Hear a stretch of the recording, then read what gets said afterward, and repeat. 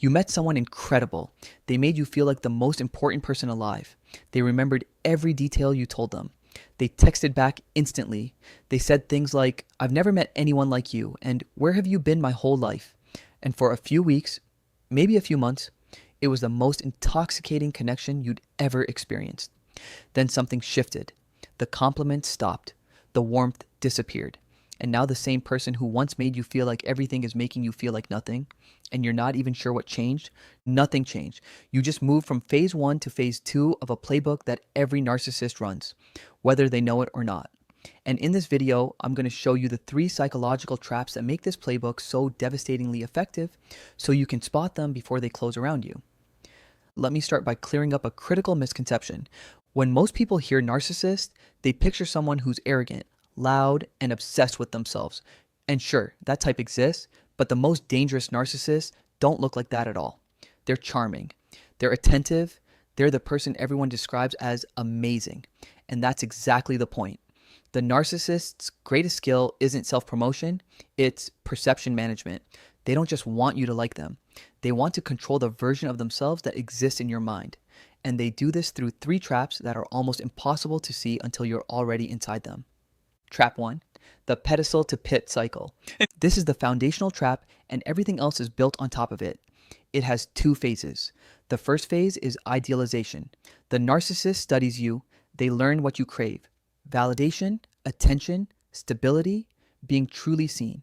And they deliver it in concentrated doses. This isn't love. It's a psychological technique called love bombing, and its function is to create dependency.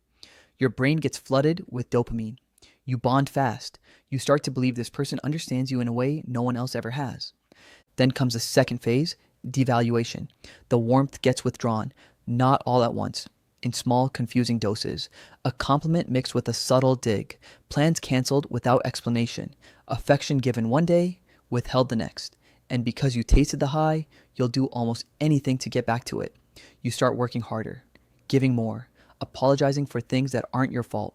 You're not in a relationship anymore. You're in a slot machine, pulling the lever, hoping the next pull brings back the jackpot. And just like a slot machine, the intermittent reward is what keeps you addicted. The average person in this cycle thinks, if I just love them better, we'll go back to how it was. The person who sees the trap knows the how it was phase was never real. It was bait. Trap 2, the manufactured reality. Once you're emotionally hooked, the narcissist begins to reshape your perception. They do this through a combination of denial, distortion, and selective memory. You bring up something that hurt you. They say it never happened. You mention a promise they made. They say you misunderstood. You express frustration. They tell you you're overreacting, you're too emotional, you're impossible to talk to. Over time, this does something catastrophic to your internal compass.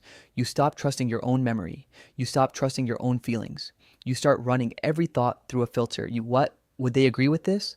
Am I seeing this correctly? Maybe it is my fault. This is not a communication problem. This is a reality hijack. The narcissist doesn't just want to win the argument. They want to be the author of your reality. And once you need them to tell you what's true, they own you. The key thing to understand is this: you're not losing your mind. Your mind is being systematically overwritten. And the fact that you doubt your own experience isn't proof that you're wrong. It's proof that the trap is working. Trap 3, the isolation web. This trap works slowly, and it often starts as something that looks like affection. I just want to spend more time with you. Your friend Sarah doesn't really have your best interests at heart. I don't trust your coworker. The way they look at you makes me uncomfortable. One by one, the narcissist puts small wedges between you and the people in your life. Not aggressively, gently, through concern, through doubt, through manufactured conflict. And here's why this is so effective. The narcissist knows that outside perspective is the one thing that can break their spell. If you talk to a trusted friend and say, "He told me this didn't happen, but I clearly remember it," your friend will say, "That sounds like gaslighting." And just like that, the illusion cracks. So the narcissist makes sure you don't have that conversation. They don't lock the door. They convince you there's no reason to go outside. By the time the web is fully woven, you feel like the narcissist is the only person who truly knows you, which is ironic because they're the person who knows you least. They only know the version of you they created. Now here's the shift I need you to make. If you recognize these traps, either in a current relationship or a past one, your brain is probably doing one of two things right now. Either it's resisting, that's not what's happening, they're not that bad, or it's collapsing. I'm so stupid. How did I not see this? Both of those responses are part of the cycle. The resistance is the manufactured reality still running. The self-blame is the devaluation still echoing. Neither one is the truth. The truth is this: you didn't fall into these traps because you're naive. You fell into them because you were looking for something real, and someone used that against you. Your capacity for connection is not a flaw. It's the thing that makes you human. The only thing that needs to change is the filter, not your heart, your eyes. From this moment forward, you are someone who watches for the pattern, not just the feeling. You are someone who knows that love that arrives too fast, too perfectly, too overwhelmingly is not love. It's engineering. And the person who can see the blueprint is the person who can never be trapped by it again.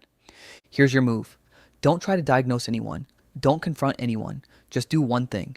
Take a relationship in your life, any relationship, and ask yourself, do I feel more like myself around this person or less?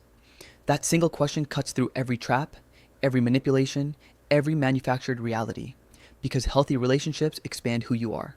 Toxic ones compress you. And if you've been shrinking, now you know why. If you're ready to stop pulling the lever and start walking away from the machine, type, "I see the pattern" in the comments. I want to see how many of us are done chasing a jackpot that was rigged from the start. I'll see you in the next one.